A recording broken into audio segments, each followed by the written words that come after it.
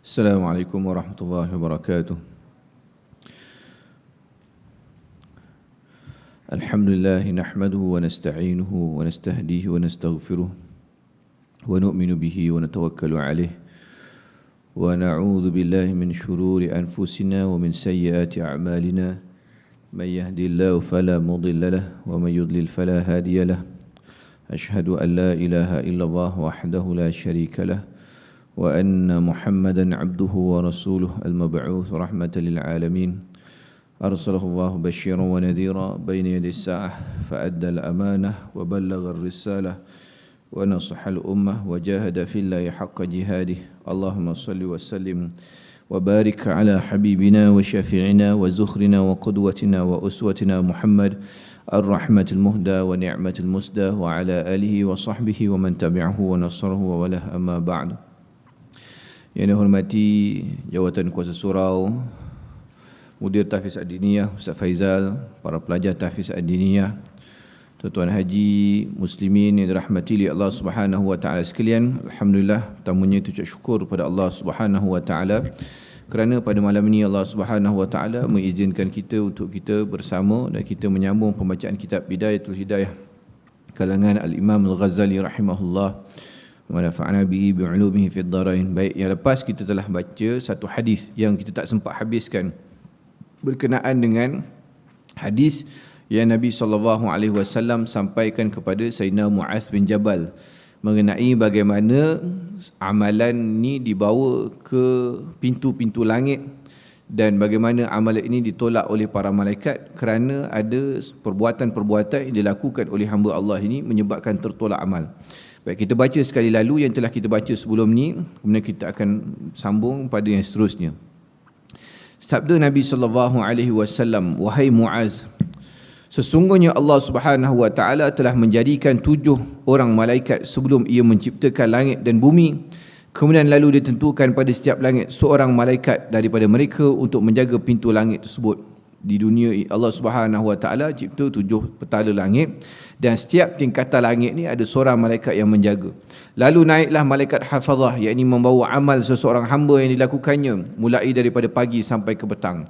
Amalan tersebut mempunyai nur bagaikan cahaya matahari, sehingga apabila malaikat hafazah yang membawa amal itu sampai ke langit yang pertama, mereka menganggap bahawa amalan itu baik dan sangat banyak. Lalu berkata malaikat penjaga langit pertama bagi malaikat hafazah, pukulkan olehmu dengan amal ini akan muka orang yang mengerjakannya.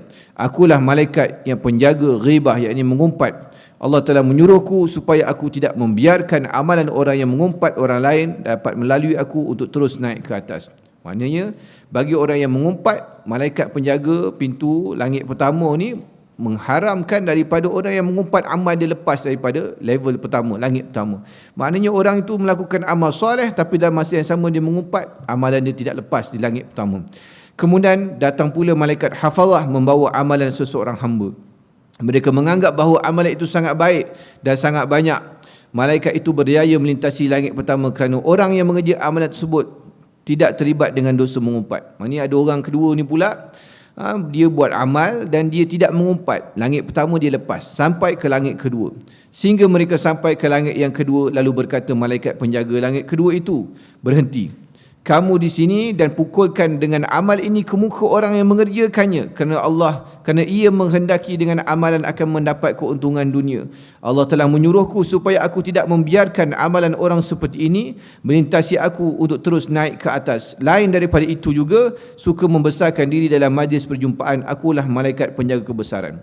Yang kedua ni dia tidak mengumpat tapi dia buat amal tidak ikhlas. Ada kepentingan-kepentingan lain, suka dipuji, suka dia ni diletakkan di majlis, diletakkan, dibesarkan untuk di depan, dia suka orang memuji dia, orang memuja dia, menganggap dia seorang yang hebat, dia suka kepada perkara-perkara begini.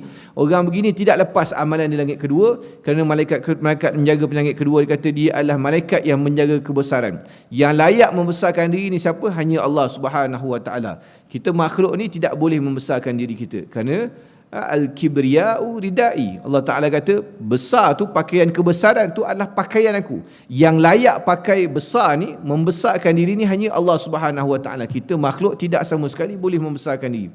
Kerana kita ni tidak ada apa-apa Malaikat semua ni kita dapat daripada Allah Subhanahu Wa Taala. Dan orang yang membesar diri ni, dia cenderung untuk menjadi orang yang sombong kerana dia rasa dia lebih baik daripada orang lain. Dan kita telah baca sebelum ni bahawa bila kita merasakan diri lebih baik daripada orang lain, orang ini mendapat sebahagian daripada perangai iblis. Kerana iblis kata pada Nabi Adam AS, ana khairum minhu khalaqtani min narin wa khalaqtahu min tin. Aku lagi baik daripada Adam, aku diciptakan daripada api dan Adam diciptakan daripada tanah. Makna bila kita ada dalam hati kita tercetus, aku lagi bagus daripada dia, aku lagi baik daripada dia, aku lagi mulia daripada dia, aku lagi hebat daripada dia, makna kita dah ada sebahagian daripada perangai iblis. Kita kena ingat bahawa sebaik-baik kita pasti ada orang lebih baik daripada kita. Kita ingat, kita tengok sejahat je orang lain, mungkin kita ni lebih buruk kita ni di sisi pandangan Allah Subhanahu Wa Taala. Kerana kita tidak tahu, mungkin kita ada dosa yang menyebabkan Allah Subhanahu Wa Taala murka kepada kita. Maka kita hendaklah tidak boleh ada rasa besar diri ni. Dan kita telah baca sebelum ni bahawa amal kita ni semua tidak dikira, melainkan kita tidak tahu penghujung dia bagaimana. Seorang tu baik macam mana pun, yang penting penghujung dia. Seorang tu jahat macam mana pun, yang penting penghujung dia. Kalaulah orang tersebut orang yang jahat, kemudian dia bertaubat di sisi Allah Subhanahu Wa Taala, sebelum mati dia jadi orang yang soleh, maka dia dalam keadaan yang baik. Ada orang tu dalam keadaan baik, kemudian di hujung-hujung hayat dia menjadi seorang ahli maksiat, orang fasik dan sebagainya, dia berada dalam keadaan yang buruk. Maka kita tidak tahu bila penamat kita, bagaimana penamat kita. Tidak perlu kita membesarkan diri. Kerana kita ni nak besar-besar diri pun, kita pasti akan perlu berharap pada pertolongan seorang. Pasti. Tak ada kita boleh buat semua. Paling sekali pun kita pasti akan perlukan orang untuk menguruskan jenazah kita. Hebat-hebat macam mana pun, dia tidak ada jenazah dia terbang kemudian pergi masuk dalam lubang kubur sendiri, tidak ada. Ataupun golek daripada rumah tu sampai masuk lubang kubur, tidak ada. Pasti akan ada orang yang menguruskan jenazah. Kecuali ada beberapa kisah dalam sirah sahabat-sahabat yang Allah Subhanahu Wa Taala hantar malaikat untuk urus jenazah dia. Ini kes special lah para sahabat yang mereka ni berjuang jalan Allah Subhanahu Wa Taala. Saya lupa peristiwa tu. Peristiwa ni ketika Nabi SAW didatangi oleh seorang ni, dia munafik. Dia mengaku daripada kampung sekian-sekian. Dia kata, dia minta, ya Rasulullah, boleh tak hantarkan 80 orang hufaz Quran untuk datang ke kampung kami ajar mengaji. Rasulullah mula-mula rasa berat. Tapi lepas dipujuk-pujuk, Rasulullah hantar 80 orang sahabat ni. Rupanya tengah jalan ada kumpulan daripada musuh Islam, di attack 80 orang hufaz Quran ni. Dan mereka duduk di atas bukit mempertahankan diri. Hinggalah tinggal, kalau tak salah saya, 4 orang. 4 orang ni tak ingat nama dia siapa. Hinggalah mereka bertahan. Musuh kata, tak apa, kamu menyerah diri, kami tidak akan apa-apa dengan kamu, kerana kamu pun tinggal 4 orang, kamu tak boleh lawan lagi. 4 orang sahabat ni terus berjuang. Dan salah seorang daripada ni tinggal yang terakhir, tetap berjuang, tak nak menyerah diri, dan akhirnya dia syahid. Dan riwayat sebut bahawa sahabat ni tadi, Allah Subhanahu Wa Taala datangkan malaikat untuk urus jenazah dia. Tak tahu dibawa ke mana jenazah dia. Ini adalah kes-kes tertentu yang berlaku. Ini sahabat. Tapi kebanyakan daripada kita pasti memerlukan bantuan daripada orang. Maka disebabkan kita ni berhajat kepada orang, bermakna kita ni lemah. Dan kita ni berhajat kepada Allah Subhanahu Wa Taala kerana kita ni adalah nahnu dhaif, nahnu dhu'afa. Kita adalah manusia yang lemah, yang sentiasa mengharapkan bantuan daripada Allah Subhanahu Wa Taala. Dan Allah ini Tuhan yang maha berkuasa. Segala apa sekalipun pasti kita akan berharap pada Allah Subhanahu Wa Taala. Hatta segala apa yang kita makan ni, kita tak boleh urus sendiri. Masuk dalam perut ni, kita dah tak tahu apa yang berlaku dalam badan kita. Ni semua yang menguruskan semua dalam perut ni siapa? Ni Allah Subhanahu Wa Taala. Maka kalau kita ni semua benda ni kita tak boleh kawal, kita berharap pada Allah Subhanahu Wa Taala, dah kenapa kita nak sombong? Kerana kita tidak ada apa-apa. Semua yang Allah Taala beri ni adalah pinjaman daripada Allah Subhanahu Wa Taala yang Allah Taala boleh tarik bila-bila masa. Bila zaman Covid ni, kita boleh nampak betapa manusia ni tak ada apa-apa pun. Allah Ta'ala boleh tarik sekelip mata. Berapa ramai orang yang kaya kena PKP, kena Covid apa semua, bungkus kilang, bungkus kedai dia, perniagaan. Akhirnya jadi orang miskin. Daripada orang yang berpendapatan tinggi sampai kerja bawa Grab. Saya ada kawan saya itu, siapa dia cerita, dia naik Grab kereta Kereta tu kereta mahal lah, saya lupa kereta apa. Jadi orang tu, kawan saya tanyalah, mahal kereta ni buat Grab, dia kata. Kereta dulu memang saya kaya, saya ada bisnes apa semua, tapi PKP menyebabkan saya tak ada duit, saya terpaksa buat Grab kereta ni. Mak daripada orang kaya, Allah Ta'ala boleh tarik begitu saja. Ini adalah salah satu daripada kekuasaan Allah Subhanahu Wa Ta'ala, nak tunjukkan kepada kita bahawa kita ni tak memiliki apa-apa pun. Apa yang kita ada semua ni Allah Ta'ala boleh tarik bila-bila masa. Maka tidak perlu kita membesarkan diri. Allah Ta'ala, semua yang kebesaran itu adalah milik Allah Subhanahu Wa Ta'ala. Kemudian naik pula malaikat hafazah membawa amal seorang hamba yang penuh dengan sinaran dan cahaya daripada pahala sedekah, sembahyang, puasa, dan para malaikat hafazah merasa hairan melihat keindahan amalan tersebut. Ni amalan orang ni, dia dah lepas tingkat pertama, lepas tingkat kedua, nak masuk langit ketiga. Amal ni pula adalah satu amal yang hebat, penuh dengan cahaya. Cahaya daripada sedekah dia, daripada sembahyang dia, daripada puasa dia, sampai para malaikat pun hairan tengok amal dia ni, kerana terlalu bercahaya sangat. Mana bukan calang-calang amalan dia ni. Lalu mereka membawa amalan tersebut melintasi langit yang pertama dan kedua, sehingga sampai ke pintu langit yang ketiga. Maknanya orang ni tadi mengumpat, dia lepas, dia tak mengumpat, kemudian dia tidak membesarkan diri, dia lepas level 2 level ni, sampai ke pintu langit ketiga. Maka berkata malaikat penjaga langit ketiga itu, berhenti dan pukulkan semula amal ni ke muka orang yang mengerjakannya. Kau berhenti kejap, kau baling semula amal orang soleh ni atas muka orang yang buat tadi. Kenapa? Akulah malaikat takabur. Allah menyuruhku supaya aku tidak membiarkan amalan orang takabur melintasiku. Orang itu sangat suka membesarkan diri dalam majlis orang ramai. Ini pun sama juga. Orang ini adalah orang takabur yang dia suka membesarkan diri dia dalam majlis orang ramai. Ini pun benda yang kita kena elak juga. Ni ada orang yang dia ada sifat begini. Dia suka, bukan ada orang, memang kebanyakan manusia dia ada sifat ni. Dia ada sifat ni. Sebab itulah kalau kita baca kita belajar pengurusan, dia ada hierarchy of needs. Salah satunya apa? Recognition. Manusia ni selain daripada dia perlukan duit, dia juga perlukan orang recognize dia, orang puji dia. Kerana manusia memang makan puji. Manusia ni memang makan puji. Dan dia adalah salah satu daripada kaedah psikologi. Sebab tu budak-budak pun, kalau ni kita selalu puji dia, dia akan jadi budak-budak yang bagus. Dia bagus, buat kerja rajinnya, anak ayah ni, kita puji begitu, dia akan jadi positif, dia akan jadi orang yang hebat. Dan tapi pujian ni sekadarnya sajalah. Jangan sampai kita jadi suka orang puji, nak sibuk nak dengar orang puji kita je. Ni dia tak betul ni. Hingga menyebabkan kita buat amal semua nak mengharapkan pujian orang ramai. Dia suka bila orang rasa, dia ni hebat lah, dia ni hebat lah, dia ni hebat lah. Dia ni bukan calang-calang orang ni, dia bukan kaleng-kaleng ni. Bahasa sekarang, bukan kaleng-kaleng ni, bukan biasa-biasa punya orang ni. Dia suka orang puji dia. Dan dia suka kalau dekat majlis tu orang sediakan laluan, bagi VIP, letak pula alas kat pinggang untuk makan, bagi pula sudu apa semua. Dia suka makan, duduk cara VIP. Dia tak suka orang layan dia biasa-biasa. Tak boleh begini. Orang yang suka kepada begini, dia termasuk daripada orang yang sangkut dekat langit ketiga nanti. Amal dia tak lepas. Ni kita minta berlindung lah. Sebab itulah kita tengok syekh-syekh ni, sebahagian daripada syekh-syekh ni, dia tidak suka orang terlalu membesarkan dia. Bahkan ada orang yang nak salam cium tangan dia pun tak bagi kan. Kalau kita tengok video dekat YouTube tu, ada video Syekh Said Ramadan Al-Buti. Dia tak suka. Dia datang majlis, orang bangun, dia tak suka. Dia suka orang duduk. Dia tak suka orang membesarkan dia. Dia tak nak membiasakan diri orang membesarkan dia. Begitu sebenarnya. Dia tak nak biasakan dia orang cium tangan dia. Bila dia datang orang bangun dia. Kenapa? Kerana dia sendiri takut benda ni akan menyebabkan beri kesan kepada hati. Dia manusia ni, bila kita terbiasa begitu, kita terbiasa datang-datang orang kompang kita, datang-datang duduk tempat VIP, datang-datang orang layan, datang-datang ni, tiba-tiba tak ada benda tu. Dia akan jadi biasa, dia akan jadi pelik. Dia kerja, orang tak layan aku hari ni. Orang tak tahu aku siapa ni. Dia jadi begitu. Ni benda yang kita kena jaga. Dan para ulama salafus salih, mereka ni tidak gemar kepada populariti, tapi kerana ilmu yang mereka ada tu menyebabkan mereka popular. Tapi nak suruh dia ke depan popular, orang layak, orang kenal dia tidak begitu. Kalau kita baca kisah-kisah para ulama, mereka ni hidup dengan tawaduk, hidup dengan simple, tak suka orang puji-puji dia, tak suka orang membesarkan dia. Kenapa? Kerana dia nak menyelamatkan diri dia daripada penyakit hati ni, takabur ni. Benda ni kalau kita biarkan, dia akan jadi merebak. Dan tidak sepatutnya orang yang mengaji tasawuf, orang yang duduk dalam grup-grup tasawuf, kita duduk dalam tarikat dan sebagainya, ni sepatutnya kita membersihkan hati. Tapi dia jadi lagi sombong pula. Aku ni berzikir lagi banyak daripada orang lain.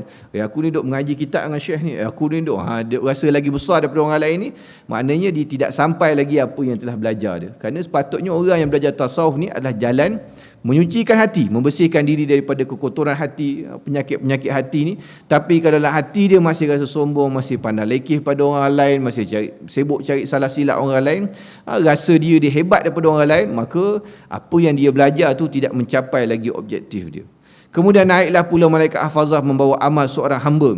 Amalan itu bersinar-sinar seperti bersinarnya bintang yang berkelip-kelip. Baginya suara tasbih, sembahyang, puasa, haji, umrah, sehingga malaikat hafazah itu berjaya membawa amalan tersebut sampai ke pintu langit keempat. Orang ni tadi amal dia sampai ke pintu langit keempat. Lalu berkata oleh malaikat penjaga langit yang keempat kepada malaikat hafazah, berhentilah kamu di sini dan pukulkan amal ni akan muka orang yang mengerjakannya, belakangnya dan juga perutnya. Uish, yang ni lagi bahaya. Malaikat suruh lempar balik amal ni kat muka dia, kat perut dia, kat belakang dia. Yang tadi tu semua kat muka je kena. Ini sampai lempar sampai ke perut, sampai ke belakang. Akulah malaikat ujub. Allah menyuruhku supaya tidak membiarkan amalan orang yang ujub ni dapat melintasiku. Ia beramal adalah dengan dorongan perasaan ujub terhadap dirinya. Kita telah baca sebelum ni apa tu maksud ujub. Ujub ni beza dengan takabur, beza dengan riak. Riak, takabur ni dia tunjuk pada orang, dia bercakap, tunjuk dia hebat, cakap dan nak tunjuk pada orang. Ujub ni dia berasa diri sendiri. Dia tengok cermin, dahi ni hitam ni, rajin aku ni semayang ni kan. Dia tengok orang hitam rajin semayang. Dia tengok mula, dia tengok muka. Aku ni muka, soleh muka aku ni. Muka tengok, dia rasa sendiri, ni bahaya. Baca Quran sendiri, rajin juga aku ni baca Quran. Satu hari boleh 1 juzuk baca, orang lain tak baca macam aku rasa. Dia rasa gitu. Dia tak cakap orang lain, tapi dia berasa begitu. Bahaya ni, bahaya. Ni bahaya kan. Kita bukan tasbih. Tasbih ni kalau kita dah biasa, tak ada apa dia jadi amalan kita. Bukan. Tapi bila kita start mula rasa, hebat aku ni, rasa tasbih kat tangan ni. Dia start rasa. Dia tak cakap orang, dia tak cakap puji diri sendiri. Dia cuma dia sebut dalam diri dia. Bahaya. Tu ujub. Ujub ni benda bahaya. Dia rasa SS. Apa dia? Syok sendiri. Dia syok sendiri, dia rasa dia soleh, dia rasa dia baik, dia rasa dia ini benda yang merosakkan amal. Jangan ada bercakap ini. Biar kita buat amal, kita lupa. Dan kita buat amal ni, kita takut. Kita kena takut supaya takut kalau Allah Ta'ala tak terima amal dia. Kita kena ada takut tu. Al-khawf war raja. Takut dan berharap Allah Ta'ala terima. Takut Allah Ta'ala tak terima, tapi dalam masa yang sama kita harap, ya Allah terimalah amal aku ni. Memang kadang-kadang benda tu datang. Kita tak pelik kadang kita baca datang kan. Kita baca Quran, kita baca seorang ni, baca tiba datang pula orang. Nanti kita kata, adalah hati tu akan rasa macam, nanti orang ni kata mesti baik ni, kemai rajin baca Quran ni seorang ni, dia datang simpat, tak boleh, bahaya. Kita kena cepat-cepat istighfar. Aku baca ni kerana Allah Ta'ala, bukan kerana orang lain puji. Lintasan-lintasan syaitan ni mesti ada. Alladhi yuwaswisu fi sudurin nas, syaitan yang suka membisikkan dalam hati manusia. Syaitan ni sentiasa je ada kat tepi kita. Fa alhamaha fujuraha wa taqwaha. Dia ada dalam diri kita ni ilham untuk buat fujur, buat buruk dan buat takwa. Sentiasa ada. Macam tengok cerita kartun tu lah. Kan dia ada yang macam malaikat tu yang ada pusing atas kepala dia, satu lagi ada setan duduk sebelah selalu kan bisik. Dia memang ada begitu diri kita ni. Ada yang suka membisik kita. Dia orang baik, dia pusing dengan baik pula. Kau ni bagus lah, baca banyak sikit lagi. Mana cukup 1 juzuk ni, orang tu baru datang ni, biar dia dengar kau baca panjang sikit. Kau baca habis, dia kata kau baca sikit pula, baca panjang sikit. Kau baca panjang lagi. Balik kampung jadi imam apa semua, kata takkanlah belajar tahfiz baca qul a'udzu bin nas je panjang sikit kan. Bacalah 2 muka surat, 3 muka surat kan, barulah style belajar adiniah kan. Dah tu baca tu sebab apa? Baca sebab apa? Baca tu kan nak puji orang ke? Tak boleh. Kat rumah sembahyang baca sendiri, baca inna a'taina dengan wal as je. Tapi bila jadi imam, kau main baca panjang. Baca panjang tu sebab apa? Kalau kita niat baca panjang tu kerana nak raih makmum. Yalah, makmum biasa dengar biasa imam baca surah pendek nak baca panjang. Tak apalah nak raih makmum, tapi kena ikhlas lah. Ataupun kita baca tu kerana nak menguatkan hafalan kita. Kerana baca di luar semayang dengan baca dalam semayang lain. Semayang jadi imam lagi lain hafalan kita. Dia akan bantu kuat lagi. Tu tak apa. Tapi kalau kita saja-saja, time tu lah dia punya nak goreng, nak punya lagu dia apa semua, ini bahaya. Ini ujub nanti kan. Walaupun orang tak puji, tapi dia jadi ujub nanti. Ujub. Tak boleh, ni bahaya. Bahaya. Baik, kemudian naik pula malaikat hafazah membawa amal seorang. Tadi dah langit kelima.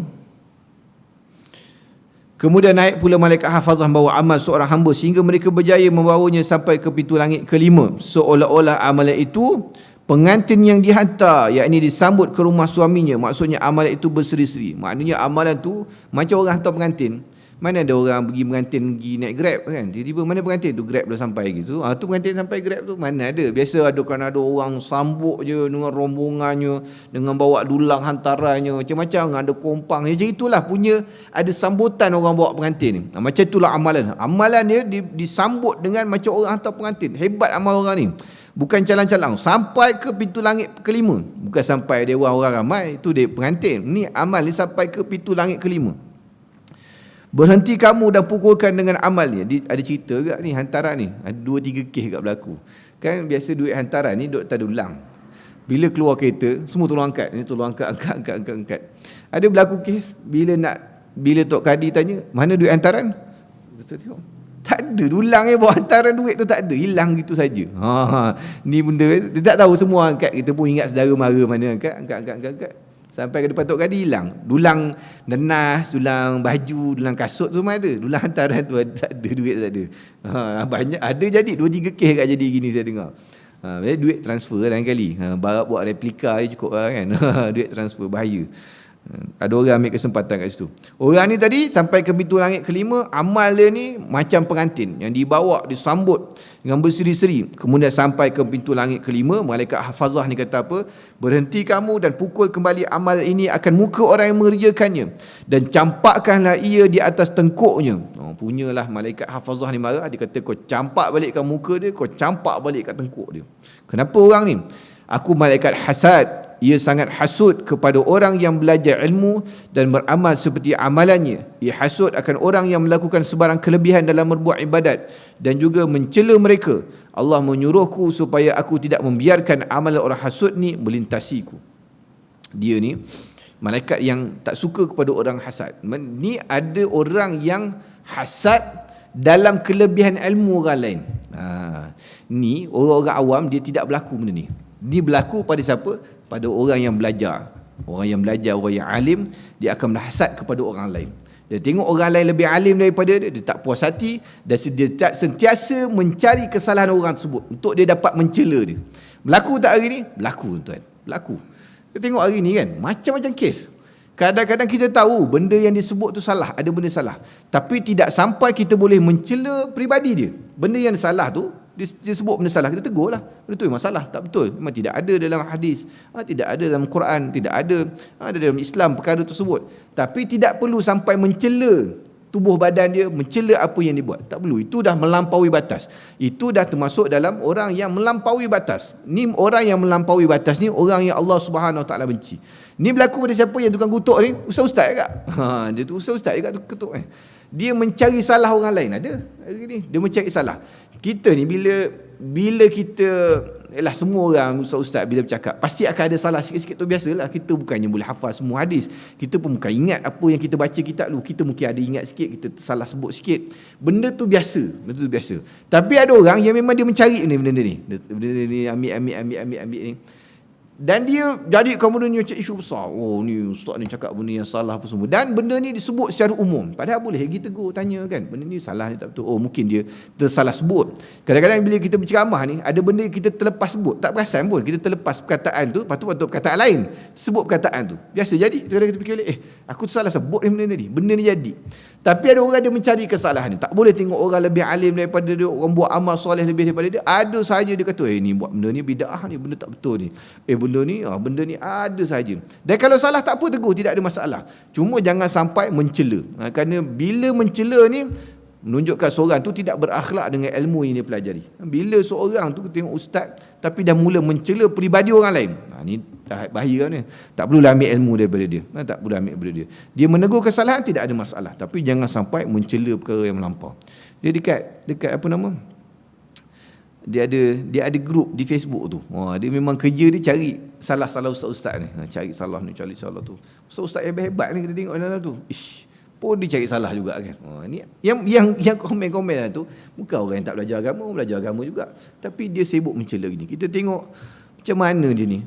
Macam mana orang yang mengaku dia belajar agama Tapi boleh berakhlak dengan berakhlak begini, mencela perkara-perkara yang sampai tidak sepatutnya. Dia tidak jadi profesional. Dia macam inilah, kita kalau profesional dalam satu benda kan. Contohnya, kita tegur seorang tu buat salah dekat kerja dia. Contohnya ada anak buah kita, dia datang lambat kerja hari-hari. Kita marah dia sebab apa? Sebab datang lambat lah. Tegur dia benda tu je lah. Janganlah sampai kita tegur dia benda-benda yang tak ada kaitan dengan anak, isteri dia, dengan dia ni dulu bergamak bapak dia. Tak ada benda-benda. Kita tegur tu buat dia datang lambat tu je lah. Jangan sampai melampau-lampau. Dia buat macam tu lah contohnya. Mana orang tu tersalah sebut atau ada fakta, atau betulkan benda tu je lah. Janganlah sampai melampau-lampau, tegur sampai budak-budak pelajar dia, tegur sampai apa benda-benda tak kena, tak ada kait-kait. Ini adalah sesuatu yang melampaui batas. Ini orang yang termasuk orang yang hasud. Orang begini termasuk dalam kalangan orang yang dipermainkan oleh syaitan. Dia termasuk terang-terang orang begini adalah orang yang termasuk dalam orang yang dipermainkan oleh syaitan. Syaitan akan merasa, kau kena tegur dia ni, kau kena keras dengan dia ni buat sebut perkara yang salah ni ada sebut perkara yang sesat ni benda-benda yang ni ada. Dia dipermainkan syaitan, akhirnya dia pemain sampai disebut benda merapu, sampai dia mencela orang tu. Ini sah-sah orang dipermainkan oleh syaitan. Orang ni dia akan jadi orang yang rugi dekat akhirat nanti. Kenapa? Kerana amalan dia tidak akan sampai ke langit kelima. Dia akan patah balik kepada amalan. Itu baru kita cerita berhasut. Dan kalau tadi bila kita ngutuk orang tu, mana kita mengumpat kan? Bila kita ngutuk orang tu secara terang-terangan, mana kita kutuk dengan benda yang tidak sepatutnya, dia dah kira mengumpat. Mengumpat ni langit pertama dia tak lepas dah amal. Langit pertama dia tak lepas amal. Mengumpat ni apa? Zikruka akhaka madza yakrah. Kamu sebut tentang saudaramu benda yang dia tak suka. Kalau dia ada, dia dengar dia tak suka.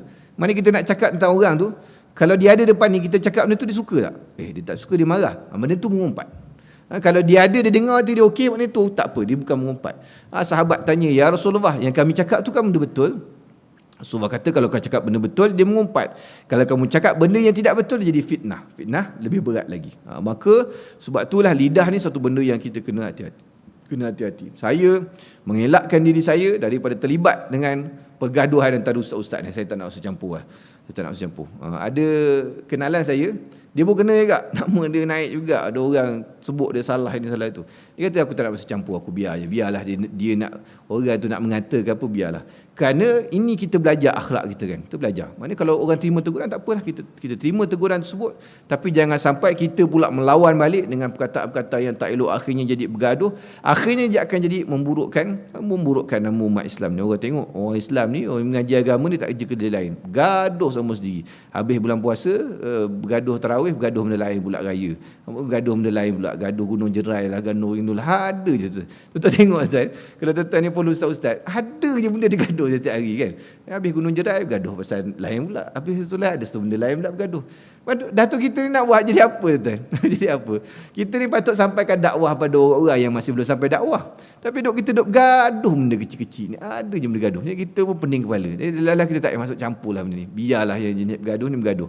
Kita kena jaga diri kita. Jangan sampai kita rugi amal kita ni. Kita dipermainkan oleh syaitan. Kemudian naik pula malaikat hafazah membawa amalan seorang hamba. Bagi cahaya seperti cahaya bulan purnama daripada sembahyang, zakat, haji, umrah, jihad dan puasa. Amal-amal ni dahsyat ni, amal-amal kita baca ni. Semua amal bercahaya macam bintang, macam bulan, macam matahari. Mana bukan amalan cak ayam ni, bukan amalan biasa-biasa ni, amalan hebat-hebat ni. Kita punya amalan pun tak tahulah bercahaya macam mana. Mungkin macam torchlight je, mungkin macam lampu telefon je, mungkin macam lampu kereta Datsun lama je, lampu cahaya dia lebih kurang gelap-gelap. Ni amal ni cahaya dahsyat-dahsyat ni pun tak diterima oleh Allah Subhanahu Wa Taala. Mana tak Sayyidina Muaz bin Jabal masa nak cerita hadis ni dia menangis. Dia kata, macam mana lah aku ni nak cerita menangis. Kenapa? Kerana bila dia baca satu-satu ni, tingkatan-tingkatan ni menyebabkan seorang tersebut amal tu tak diterima. Maknanya nak menyebabkan amal kita tak diterima ni, banyak sebab banyak sebab. Kita ada satu sangkut pun jadilah, sangkut habis amal kita tak terima. Kita duk buat amal penat-penat takut Allah tak terima. Sebab tu sahabat menangis bila dengar hadis ni. Sembahyang, zakat, haji, umrah, jihad. Jihad ni satu amal yang berat. Jihad ni kalau orang tak berani memang payah. Kerana jihad ni memerlukan pengorbanan nyawa. Bukan sekadar tinggalkan anak isteri, tinggalkan harta benda, habiskan duit, maka nyawa dikorbankan. Ini adalah satu pengorbanan yang paling tinggi di sisi Allah Subhanahu Wa Taala. Adalah orang sampai boleh korban nyawa. Kita boleh korban nyawa hari ni. Tak sampai tak korban nyawa pun tuan hari ni. Kita boleh semayang, datang pergi masjid, buat apa semua, tak sampai korban nyawa pun kita hari ni. Tapi jihad ni orang yang buat amal paling tinggi sekali. Sampai ke langit ke-6, malaikat hafazah berjaya membawa amalannya sampai ke langit ke-6. Lalu berkata malaikat penjaga langit tersebut, berhentilah kamu dan pukulkan amal ini akan muka orang yang mengerjakannya, kerana ia tidak belas kasihan kepada hamba-hamba Allah yang terkena balak dan kesusahan. Bahkan ia merasa gembira dengannya. Aku malaikat rahmat, Allah menyuruhku supaya aku tidak membiarkan amalan orang seperti ini dapat melintasiku. Orang ni amal hebat, tapi dia tak peduli ke orang lain. Orang lain kesusahan, dia kata biarlah, tak apalah, tu orang lain. Tak ada dalam hati dia sifat ihsan.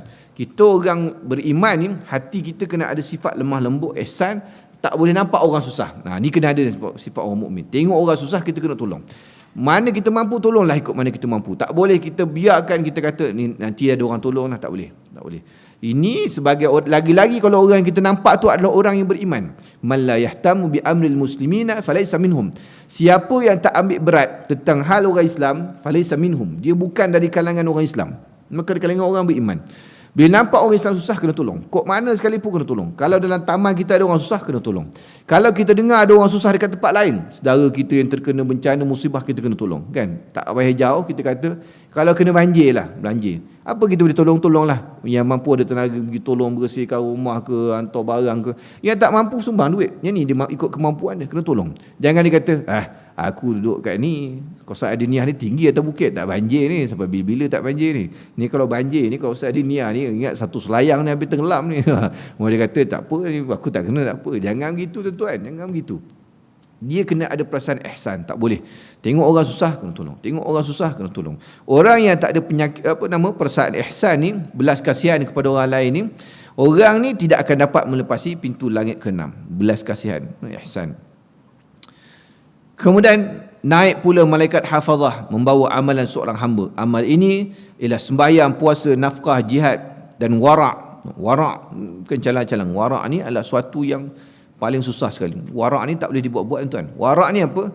Wara' ni adalah seorang yang sangat teliti dalam menjaga hal dia supaya tidak terlibat dengan benda-benda yang Allah SWT tak suka. Bukan benda haram, benda Allah Ta'ala tak suka, yang makruh pun dia tak buat. Dia jaga kewarakan dia, tutur kata dia, sunnah semua dijaga. Ni orang betul-betul wara'. Nak jumpa orang betul-betul wara' ni, payah tuan, betul-betul wara'. Kita jumpa orang ni kadang-kadang, tak semestinya mengaji agama ni wara', tak juga. Kadang-kadang ada orang biasanya dia ada ilmu sikit tapi dia wara'. Dia menjaga solat dia, jaga sunnah dia, tutur kata dia. Kita tengok pun rasa macam, oi, kalah dengan ustaz-ustaz ni. Kerana ustaz-ustaz ni pun ada yang tak wara' agak kadang-kadang kan. Tapi ada orang yang wara'. Mana nak capai tahap wara' ni bukan mudah. Memang betul-betul orang yang betul-betul sungguh-sungguh ahli. Mana orang ni tadi amal dia termasuk dengan nafkah, dengan jihad, dengan kewarakan dia, kesungguhan dia dalam menjaga agama dalam hidup dia. Baginya bunyi, ini maksudnya bunyi zikir seperti bunyi lebah dan baginya cahaya seperti cahaya matahari. Bunyi zikir dia ni banyaknya bila dia bawa langit macam bunyi lebah. Bunyi lebah macam ni, bunyi bergema gitu kan. Bunyi bergema. Banyak zikir dia, bacaan Quran dia bergema. Bukan calon-calon orang ni. Dan baginya cahaya seperti cahaya matahari. Dan naik bersama dengannya amal itu 3,000 orang malaikat. Yang tukang escort amal dia bawa langit ni 3,000 malaikat. Uish, bukan calon-calon ni.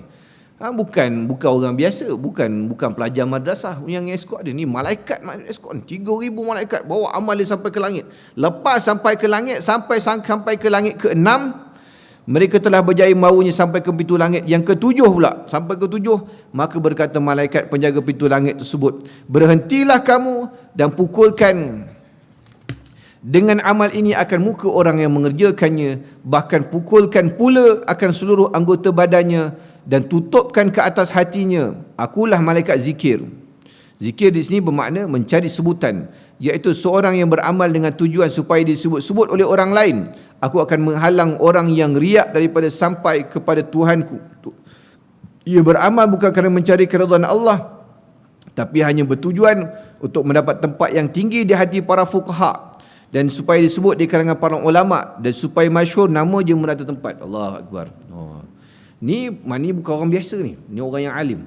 Dia alim, tapi dia dengan ilmu dia, dia belajar sungguh-sungguh, dia mengajar, nampak macam alim, menulis kitab dan sebagainya, tapi dia suka kalau nama dia sebut-sebut. Maknanya orang kata, oh dia ni alim sungguh ni, oh dia ni bukan calang-calang, dia suka orang sebut-sebut nama dia. Kerana dia tidak ikhlas ni tadi, menyebabkan amal dia tertolak. Maknanya orang yang alim sendiri pun kalau tidak menjaga hati, dia tidak akan terselamat. Sebab tu kitab ni tuan-tuan, dia cerita sebab bab hati banyak kan. Belajar bab adab, belajar bab hati. Kerana hati ni kan Imam Ghazali sebut dalam yang kita pernah baca sebelum ni, tak ada orang yang terselamat, termasuk juga para ulama tak selamat dengan ni. Siapa sahaja ada hati, dia akan mudah untuk dipermainkan oleh syaitan. Ni tempat ni, sebab tu hati ni tidak boleh dibiarkan kosong. Kalau kita kosong jauh daripada Allah Subhanahu Wa Taala, dia akan jadi tempat permainan syaitan. Hati ni benda yang kena hati-hati. Kerana dia sering kali berbolak-balik. Hati kita ni disebut dalam kitab Tanbihul Ghafilin, dia seperti seperti daun kering di padang pasir. Macam mana daun kering ni kena tiup angin kejap begini, kejap tiup angin gini, kejap gini. Kita kejap rasa begini, kejap rasa begini, kejap rasa begini.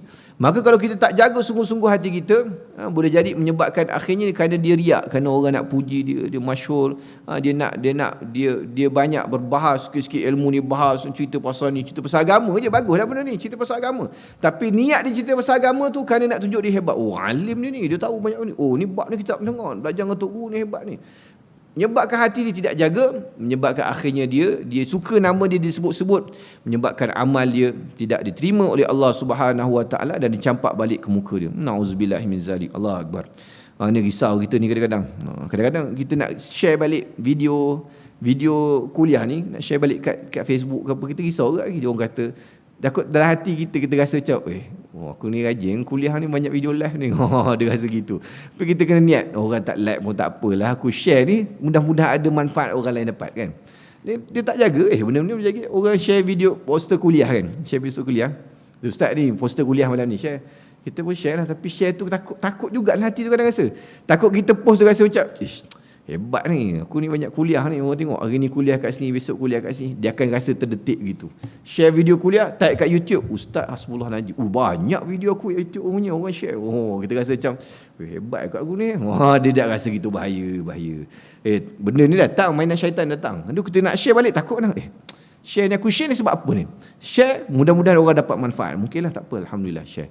Tapi kalau kita share, kita rasa sebab kita nak tunjuk kita ni hebat, kita ni banyak kuliah, kita ni banyak ceramah sana sini, kita ni alim semua. Ni bahaya, ni permainan syaitan. Ni semua menyebabkan kita buat ni, Allah Ta'ala tak terima. Ni kita takut ni.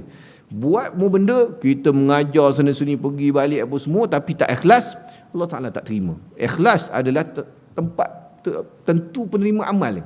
Kita ni bagus dah, Allah Ta'ala sibukkan kita dengan buat benda baik, tapi syaitan duk main kaki ikhlas kita pula, habis kita kan. Ada orang yang dia macam-macam lah diuji dengan keikhlasan ni. Lepas tu Imam Suyuti rahimahullah sebut, dalam banyak-banyak benda yang paling susah sekali bagi aku adalah menjaga niat aku. Ni Imam Suyuti, Imam Jalaluddin As-Suyuti, bukan ulama biasa. Dia sendiri sebut bahawa dalam banyak-banyak benda paling payah aku nak jaga adalah niat aku.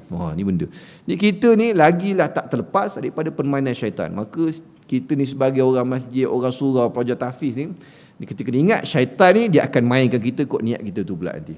Kena hati-hati. Duk tengok, duk tunjuk ni, tunjuk tu. Kalau tidak menjaga niat tu, sebab tu kita kena mengaji. Bila mengaji ni kita jadi faham. Bila jadi faham ni, kita jadi berhati-hati dalam apa yang kita buat. Beza dengan orang yang tak mengaji. Beza orang tak mengaji. Bila kita duduk belajar kitab ni, kita tahu niat ni satu benda yang penting, maka kita akan sentiasa berhati-hati dalam apa yang kita buat supaya niat kita tidak tersalah. Sebab tu dalam Islam ni pun, Imam Syafi'i sebut bahawa 1/3 daripada agama Islam ni adalah niat. 1/3. Maknanya suku 1/3 ni daripada Islam ni bergantung pada niat dia. Amal kita semua ni kan bergantung pada niat. Bahkan dalam mazhab Syafi'i, niat tu sunat disebut. Kenapa? Kerana untuk kita mudah sebutlah hati. Ini tujuan sebut niat kan. Ada saya baca dalam tu, saya lupa ulama apa, dia kata bapak dia ni punyalah nak menjaga sampai dia nak sebat anak dia rotan pun dia sebut niat aku. Sahaja aku sebat anak aku ni supaya mendidik dia, bukan untuk mencederakan dia. Dan dia kata bila bapak aku sebut niat macam tu, aku pun cabut lari.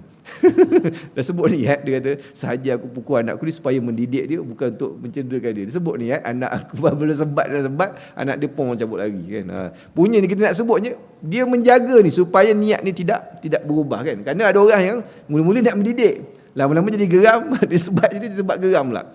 Lepas tu Sayyidina Umar Al-Khattab, ada satu hari Bila dalam satu peperangan, dia lawan seorang musuh ni dia jatuh kalah dah. Memang kalau dia tetap memang mati. Tiba-tiba musuh ni tadi ludah muka Sayyidina Umar. Dan Sayyidina Umar lepaskan dia. Dia ludah muka, Sayyidina Umar lepaskan dia. Kalau kita kena ludah, memang jadi cincau memang ni kita kena cincang. Sayyidina Umar kena ludah, lepaskan. Sahabat tanya, "Ya Umar, tadi kau lawan dengan dia, tiba-tiba dia ludah dengan kau, lepaskan dia." Dia kata, "Aku takut aku lagi niat. Aku takut aku bunuh dia tadi bukan kerana di jalan Allah Subhanahu Wa Taala, tapi kerana dia ludah muka aku." Nampak kan? Kan dia takut kena ludah, marah. Jadi kita bunuh dia kerana dia ludah, bukan kerana Allah Taala lagi. Ini punya para sahabat orang salafus soleh menjaga niat ni supaya tidak terlari. Dan saya baca salah satu kisah, saya lupa siapa nama tu, seorang ulama besar di Malaysia. Dia kata satu hari dia pergi ceramah. Dalam separuh jalan tu dia teringat, kan ceramah ni orang bagi sagu hati, ustaz tu isi minyak apa semua kan. Dia ceramah teringat, pergi ceramah ni boleh beli buat susu anak lagi kan, tak ada duit beli susu anak, boleh beli susu anak lagi. Dia teringat lagi, mana boleh ni mengajar niat nak dapat susu, nak beli susu anak tu. Patah balik dia rumah. Duduk depan pintu balik, niat balik. Saja aku mengajar ni kerana Allah Taala, bukan kerana lain-lain. Baru dia pergi. Nampak. Ni benda-benda yang kena jaga ni. Sebab tu disebut dalam hadis innamal a'malu binniyat. Nampak hadis ni simple, semua orang hafal, tapi hadis ni sangat penting. Sesungguhnya setiap amal dikira pada niat tu. Wa innamal likulli ma nawa. Ikut apa yang dan apa orang tu niat dia akan dapat. Kalau orang tu niat kerana kemasyhuran, dia akan dapat kemasyhuran. Kalau orang tu niat kerana wang ringgit, dia akan dapat wang ringgit. Kalau dia harapkan pujian, dia akan dapat pujian. Tapi dia tidak dapat keredaan Allah Ta'ala, amal dia tidak diterima di sisi Allah Subhanahu Wa Ta'ala. Maka niat ni satu benda yang kena betul menjaga kan. Pergi surau masjid, jangan kita pergi masjid kerana apa, surau kerana apa. Nanti orang kata apalah, dah pencen tak pergi surau. Kita duduk takut orang kata kita dah pencen tak pergi surau pula, dia kata. Kita pergi surau kerana takut orang kata. Tak boleh juga gitu kan. Tak boleh juga gitu. Niat tak betul juga gitu. Mana kena pergi ni biar kerana Allah Subhanahu Wa Taala, atas kesedaran kita perlukan benda ni untuk akhirat kita. Kemudian naik pula malaikat hafazah. Ni sampai 6.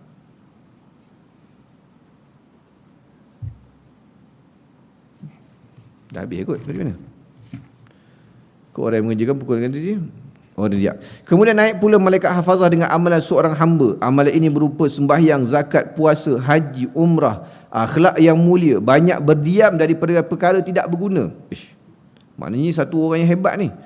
Dan banyak berzikir. Amalan hamba ini diusung oleh para malaikat penjaga 7 petala langit sehingga mereka melintasi segala halangan dan sampai kepada Allah Subhanahu Wa Taala. Yang ni lagi hebat. Dia tak masuk perkara sia-sia. Akhlak mulia, puasa, zakat, haji semua ada. Kemudian orang ni tadi dia tak banyak cakap. Dia banyak berdiam, tak nak cakap benda yang sia-sia, tak nak bercampur orang bergaduh dan sebagainya. Amalan ni pula diusung, bukan sekadar malaikat biasa. Malaikat yang blok orang tadi, yang 7 langit tadi tu, malaikat ni semua usung, bawa sekali amal ni sampai lepas ke langit ke-7. Kemudian lepas segala halangan sampai pada Allah Subhanahu Wa Taala. Para malaikat itu berhenti di hadapan Allah lalu bersaksi dengan keikhlasan kebaikan amalan tersebut. Lalu Allah berfirman kepada para malaikatnya, "Kamu adalah yang bertugas menjaga amalan hamba-Ku ini, dan sebenarnya Aku lebih mengetahui dengan segala isi hatinya. Ia sebenarnya tidak menghendaki akan daku dengan amalan tersebut. Ia hanya menghendaki sesuatu yang lain daripadaku. Oleh itu maka Aku turunkan ke atasnya akan laknat-Ku." Lalu para malaikat tadi berkata, "Ke atasnya laknat-Mu dan juga laknat kami." Lalu melaknat akan dia 7 petala langit dan 7 petala bumi seisinya. Nampak? Dah ni orang ni tadi bagus ni punya amal ni. Baik punya amal sampai malaikat menjaga 7 petala langit bawa jumpa Allah Taala sampai menghadap Allah Taala. Allah Taala kata, "Kamu ni buat kerja kamu je, tukang catat apa semua. Yang tahu betul-betul isi hati siapa? Allah Taala." Allah Ta'ala kata, "Aku tahu apa sebenarnya yang ada dalam isi hati dia." Maka dia ni sebenarnya tidak ikhlas, campak balik atas muka dia ni, dan dia ni akan mendapat laknat aku. Dapat laknat Allah Subhanahu Wa Ta'ala dan seluruh malaikat 7 petala langit dan 7 petala bumi seisinya semua sekali melaknat orang ni tadi. Tu hati ni satu tempat yang benar kena jaga. Dia tempat jatuh pandangan Allah Subhanahu Wa Taala. Sebab tu ada hadis yang ia simple, yang kebanyakan kita hafal. Siapa yang masuk sekolah agama, dia akan hafal hadis ni seawal kata satu hadis ni. Innallaha la yanzuru ila ajsamikum wala ila suwarikum walakin yanzur ila qulubikum. Sungguhnya Allah Subhanahu wa taala la yanzur ila ajsamikum. Tak tengok kepada jasad kita, muka kita, walakin yanzur ila qulubikum, tapi tengok pada hati kita. Innallaha la yanzuru, dalam syarah hadis sebut innallaha la yanzuru ila ajsamin nas wa kadzalika surihim wa ashkalihim wa a'malihim zahirah walakin yanzur ila ikhlasin niyat allati kanat fi qulubihim. Allah Taala tidak tengok pada ajsamin nas, jasad kita, wa kadzalika surihim wa ashkalihim, kita punya fizikal kita cantik ke tidak, kulit kita cantik ke tidak, wa a'malihim zahirah, dan amal zahir kita, fizikal kita semayang macam mana, sungguh-sungguh kita semayang ni, zahir ni Allah Taala tak pandang. Walakin yanzur ila ikhlasin niyat, tapi Allah Taala tengok kepada keikhlasan yang ada dalam hati kita. Allati kanat fi qulubihim, yang letak dalam hati. Maka ikhlas ni satu benda yang kita kena jaga. Apa-apa pun kalau tidak ikhlas pada Allah Subhanahu wa taala, menyebabkan rosak segala amal. Mendengar sabda Rasulullah SAW ini, lalu Muaz menangis seraya berkata, engkau adalah Rasulullah sedangkan aku adalah Muaz, hamba yang biasa bukan Rasul. Maka bagaimana aku dapat selamat dan sejahtera? Muaz bila dengar hadis ini daripada Rasulullah, dia kata, ya Rasulullah, dia menangis, kata, ya Rasulullah, kau Rasulullah, aku ni Muaz ni orang biasa je. Padahal Muaz bin Jabal sahabat hebat juga. Aku ni Muaz orang biasa saja. Macam mana aku nak boleh lepas ni sampai 7 petala langit ni, silsilah dah lepas 7 petala langit depan Allah SWT pun boleh sangkut lagi. Macam mana ya Rasulullah? Kemudian lalu Rasulullah SAW menjawab, hendaklah engkau ikuti aku walaupun hanya dengan sedikit amal. Rasulullah kata, ikut aku, ikut apa yang aku buat, jangan mandai-mandai sendiri, ikut apa yang aku buat. Wahai Muaz, jaga lidahmu. Aku pesan kepada kamu wahai Muaz, apa dia? Nak bagi selamat 7 petala langit tadi, nak bagi amal kau diterima. Pertama sekali, wahai Muaz, jaga lidahmu baik-baik daripada mencela saudaramu. Wah, ini benda yang kita jaga. Jangan jadi lidah kita mudah mencela orang lain. Walaupun orang tu buat salah, jangan jadi kebiasaan kita cela orang, jangan. Ini satu benda yang kita kena jaga. Kerana ramai orang yang walaupun dia belajar agama, dia ustaz, lidah dia tak boleh jaga, dia mudah mencela orang lain. Atau orang yang tidak sama dengan dia, tidak sebulu dengan dia, tidak sependapat dengan dia, dia cela orang tu. Bahaya, hati-hati. Dan membaca Al-Quran. Jangan kamu jagalah lidahmu dari mencela saudaramu yang membaca Al-Quran. Jangan cela orang yang baca Quran. Ini golongan ulama'. Orang alim, lebih-lebih lagi jangan kita cela. Walaupun atas kejahilan kita ni, kita tengok ada ustaz ni sebut macam benda ni tak betul, kita pun sebut ada ustaz ni mungkin sebut hadis dhaif, mungkin ada ustaz yang salah kata. Kita lebih selamat kita berdiam diri daripada kita mencela orang tersebut. Kerana mencela ulama' ni, dia adalah seperti mana racun. Mencela ulama', mencela orang alim, dia adalah seperti racun. Racun yang kita makan, ia akan menyebabkan beri kesan kepada kita. Dan pertanggungkanlah segala dosamu ke atasmu, dan jangan engkau mempertanggungkan dosamu ke atas mereka. Dan jangan engkau menganggap dirimu bersih, dan jangan pula engkau mencela orang lain. Jangan anggap diri kita bersih, dan jangan mencela orang lain. Jangan pula engkau memuji dirimu di hadapan mereka. Jangan puji diri sendiri depan orang lain. Dan jangan engkau campurkan urusan dunia dalam urusan akhirat. Pertama, jangan puji di depan orang ni. Sekarang orang tak puji depan orang ramai, orang duk puji dekat sosial media. Dia ada Facebook, dia ada WhatsApp, dia ada apa, dia duk puji diri sendiri. Dia dalam keadaan tak sedar, dia nak tunjuk diri dia lebih pandai daripada orang lain. Ini pun benda yang kita kena hati-hati. Dan jangan engkau campurkan urusan dunia dalam urusan akhirat. Jangan kita jadikan akhirat ni tujuan untuk kita mendapatkan dunia, tak boleh. Tak boleh. Buat ikhlas kerana Allah Ta'ala, dunia itu akan datang. Allah Ta'ala akan selesaikan urusan dunia. Tapi jangan kita jadikan agama ni sebagai benda tunggangan kita. Kita menjual agama untuk mendapatkan kekayaan, untuk dapatkan dunia. Tak boleh. Tak boleh. Sebab tu kita risau juga kadang-kadang. Risau takut-takut niat ni tersalah. Sebab tu kita kena hati-hati. Jangan sampai ni, kadang-kadang jadi hafiz Quran ni kadang-kadang kan. Kita jadi bila jadi imam tarawih nanti, orang akan bayar. Dia sampai level nanti ada surau yang berebut bayaran tau. Sampai level surau tu bayar berapa Ustaz? Tak apa Ustaz, saya bayar lebih lagi. Ustaz jadi imam tarawih kat surau saya. Sampai gitu. Sampai kita jaga balik. Aku ni jadi imam tarawih ni duk kerja bayaran ke? Kan? Kalau orang tak bayar kena jadi imam tarawih. Dia fikir balik. Orang tak bayar nak jadi imam tarawih tak? Nak fikir. Payah agak gini. Jangan sampai kita ada niat dunia dalam agama kita. Bahaya. Niat dunia dalam agama kita. Kita buat usaha agama, tapi kita dalam masa sama kita nak kerja dunia. Tak perlu. Niat tu tak perlu. Buat kerja kita, buat amal kita, rezeki tu Allah Ta'ala akan bagi. Kalau orang tak bayar pun ada rezeki lain bayar. Tak ada, tak masalah. Dulu saya ada ajar mengaji, kita ajar mengaji, tak kisah orang nak bayar, orang tak bayar, tak apa. Kita pun tak kisah kan. kita percaya kita buat kerja baik ni, jaga ajar anak orang mengaji. Rezeki ni bukan datang daripada budak bayar yuran ke apa. Ada nanti orang rezeki daripada mana-mana kita pun tak tahu nanti kan rezeki. Rezeki akan cukup. Jangan kita terlalu jadikan perkara gini dalam agama kita. Lepas tu saya minta dilindungi daripada Allah Subhanahu Wa Taala daripada jadi orang yang meletakkan bayaran bila berceramah. Ni saya takut juga jadi begini. Ada orang kita pun tak naklah sebut kan, ni urusan masing-masing lah. Tapi kita tak sedap lah. Kerana orang tanya gitu, Ustaz, saya nak jumpa Ustaz ni bayar berapa? Saya tak kisah, bayarlah berapa sekali pun saya tak kisah pun. Kalau dapat lepas minyak ngantor saya pun dah syukur lah. Saya pergi tu dapat lepas minyak tu dah syukur lah. Tak kisahlah bayar berapa kan. Ustaz takkan nak, tak kisahlah nak bayar berapa kan. Tak apa. Tak bayar pun saya datang, jangan risau. Tak bayar pun saya datang. Ada je tempat saya ceramah tak bayar, tak apa saya datang juga, jangan risau, saya datang. Kerana kita mengajar agama ni bukan nak kerja dunia kan. Ni benda kita jaga baik. Kalau orang tak bayar, kita dah rasa kenapa malam ni tak dapat duit pula? Tak apa tak. Dia gitu. Bahaya kau datang mengajar ni sebab apa ni kan? Kau datang mengajar ni kau nak menjual agama ke? Dah tak ikhlas. Orang bagi.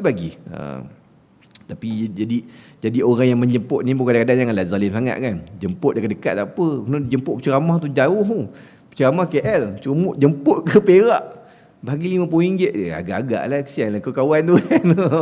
Ataupun ada bagi hadiah hamper ada kicap, ada pisang, ada Maggi dalam tu kan. Kesian kawan tu kan. Orang tu pun isi minyak kereta juga, kesian. Saya dengar ceramah Syekh Nazrul Nasir, Kedah. Orang jemput ceramah dekat Johor. Dia punya dulu bawa kancil buruk daripada Kedah tu sampai ke KL. Kancil tu macam nak roboh, dia tukar kereta dengan pakcik dia. Bawa kereta pakcik dia balik ke ceramah ke Johor. Sampai ke Johor, kalau tak salah saya orang tu bagi RM30 dia. Dia pun memanglah ikhlas. Dia kata kalau orang tu jemput lagi pun saya pergi. Syekh Nazrul kata, saya pergi juga. Tak apa. Tapi zalim lah begitu kan.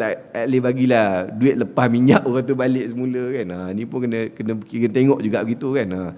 Cuma jangan sampai kita letakkan duit ni benda yang pertama. Kadang-kadang ada, saya terima kita jumpa orang surau ramai kan. Ada orang mengadu, Ustaz, saya jumpa Ustaz tu. Dekat je dalam ni. Dia kata kuliah maghrib dia RM5,000. Dia kata, ui, kuliah maghrib RM5,000. Kita kerja sebulan pergi balik jam tak dapat RM5,000. Dia dapat RM5,000 kuliah maghrib je. Boy, senang sangat buat duit gitu kan. Janganlah sampai letak harga gitu, agak-agak lah kan. Agak-agak lah, jangan sampai. Takut menyebabkan benda tu jadi menyebabkan amal kita tak diterima je. Risau. Dan ini nasihat pada diri saya sendiri dan semua penuntut agama ni.